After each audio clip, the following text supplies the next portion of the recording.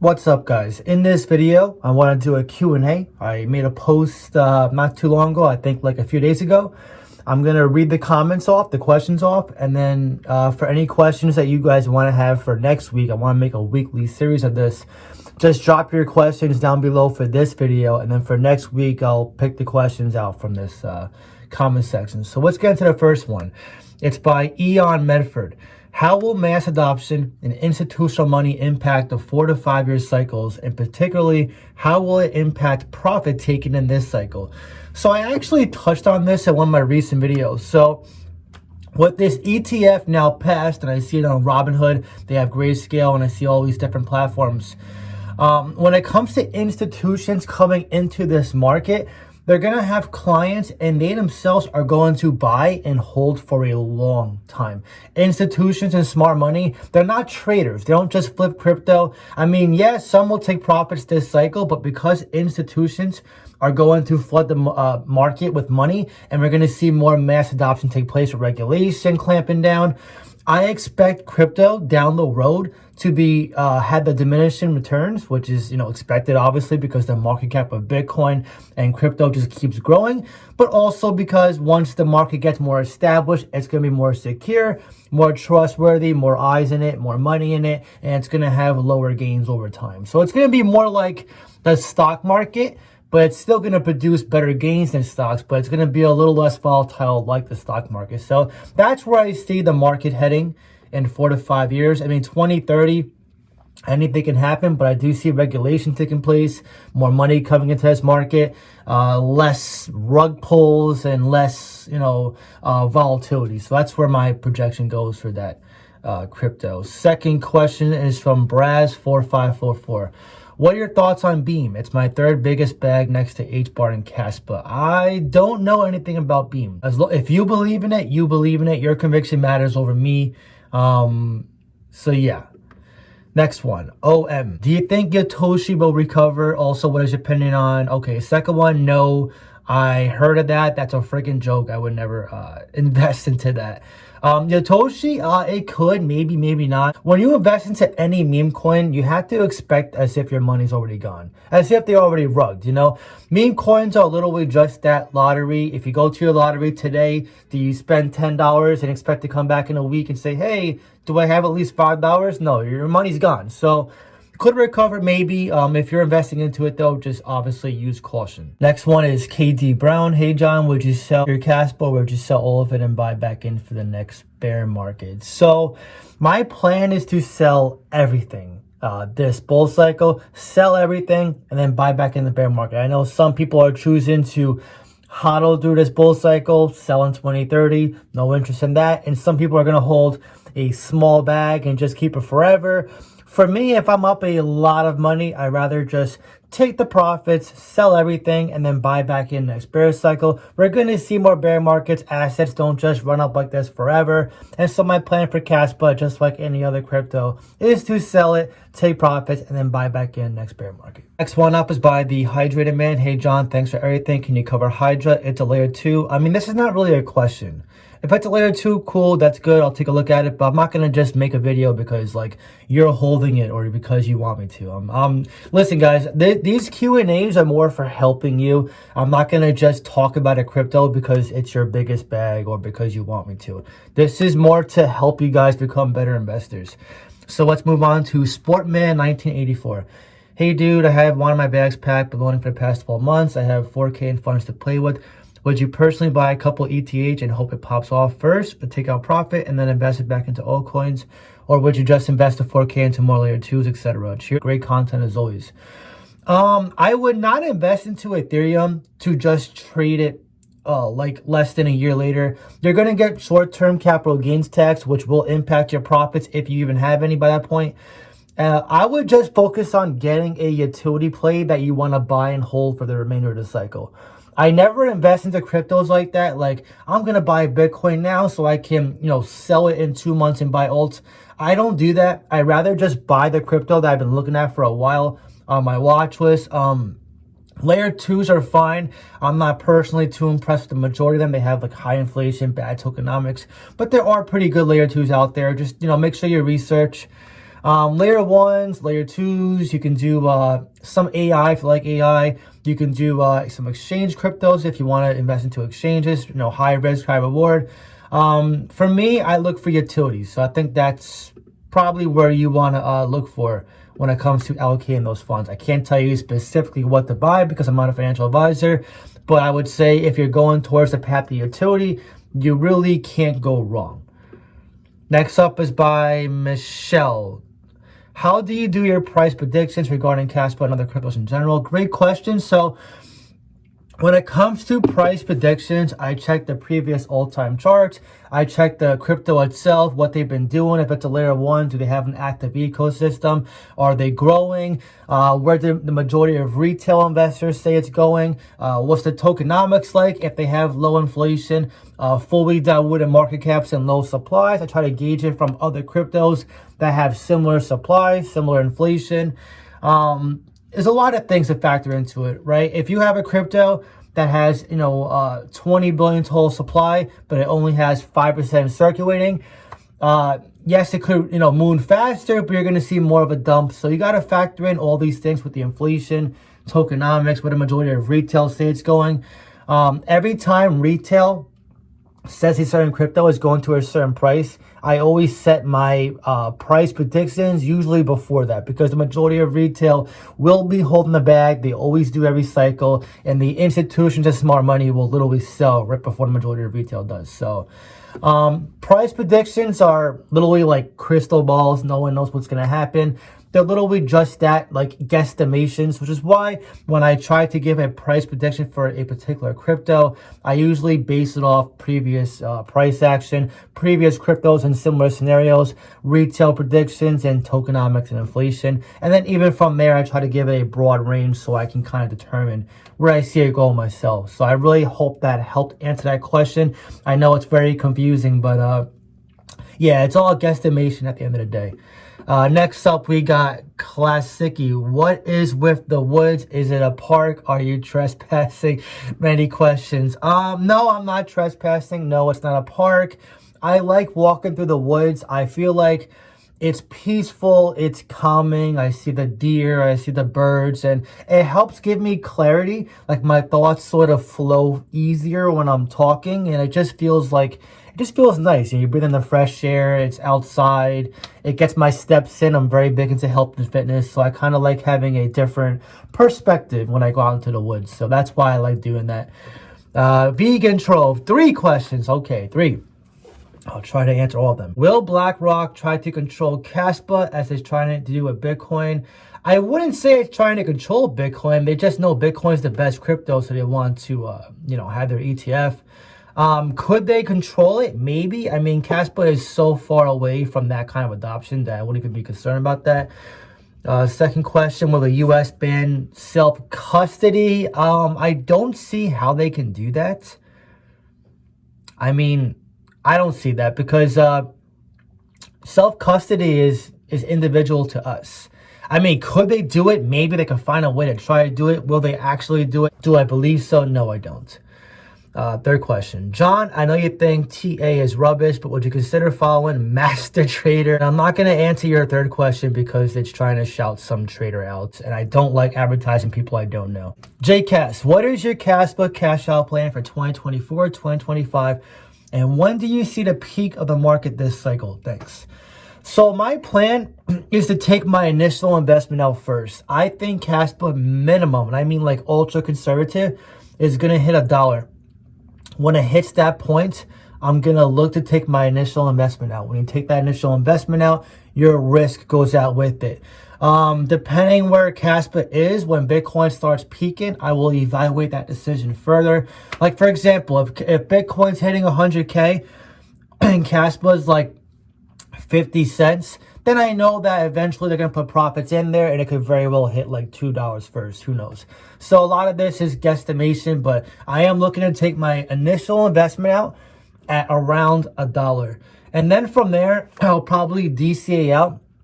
If it hits like $1.25, $1.50, whatever, I'll take a certain percentage out each time. I could lump sum it as well if it were to fly up like crazy to like $2 to $5. At some point, I might just lump sum, who knows? But my plan is to DCA out on the way up. That's how I'm going to do it. And when do you see the peak of this market cycle? I would say Q3 to Q4 of 2025. I know a lot of people say it's going to come earlier. We always have that chance, but I still think we're going to see the big peak in Q3, around Q3 of 2025. Speed demo with a 10K to 12K portfolio, HBAR, link, render, EDA, Pepe, Quant. What do you think is the likely outcome peak 2025? I have no idea what you're asking me. I have no idea. If you're asking for price predictions for all these cryptos, I have no idea. Dennis Marcano, how bad will market dip if ETF gets delayed till March? Well, it got passed, so that one's already answered. Zero, is there a case for BTC miners switching to Caspa post-halving, and as at least in the short term, they'll be earning a lot less rewards? There's always that possibility. We saw a lot of Ethereum miners migrate to Ethereum Classik at first when Ethereum was merging over because there was more incentive to get more rewards. They could do it, especially if Casper gets more exposure and gets more of a tier 1 listing. It would become so into everyone's head that they probably would actually have people switch. I wouldn't be surprised. Very good question. I would not be surprised. Israel favor 169. What's the easy 10x crypto on the market? First off, there is no easy 10x. You just want to 1, 2, 3, snap your fingers 10x. I would say the best crypto on the market right now, for me, in my opinion, is Kaspa. Ben Word. Exit strategies, for example, if you try and take 500K in one hit and withdraw from an exchange, your funds might be frozen. Is it better to do it gradually? What else? Or on different exchanges, or it can be done in one hit. Banking systems to let you withdraw your funds. So you can withdraw, right? What I would do, and we were talking about this on Discord and Patreon. By the way, guys, if you want to reach out to me directly, talk to me, see my buy and sell alerts when your portfolio is buying me, be a part of this support group, voice chat, hangouts, private live streams. I'm doing one tomorrow, actually. If you want to be a part of this, then I encourage you to join the Patreon and Discord. I have 3 tiers. Read the benefits for each one, and whichever one suits your needs best, I would highly encourage you guys to join, and I'll be welcoming you myself on Discord. But that being said, and we're talking about this in my voice chat, how some of us are going to withdraw to stable coins, and then over time we're going to slowly put it into our bank at the exchange for whatever reason, doesn't want us to do a lump sum. I do agree with you. I do expect these exchanges to give us some backlash. Oh, you have $2 million? Yeah, we're not going to let you do it. Some of them have limits. So in that case, let's just say whatever crypto for yours moons, and you want to get your profits out ASAP. You don't want to be stuck, watching it go down. In that case, I would put it into a stable coin or many stable coins, because they're not going to, become depegged usually if you get a good one.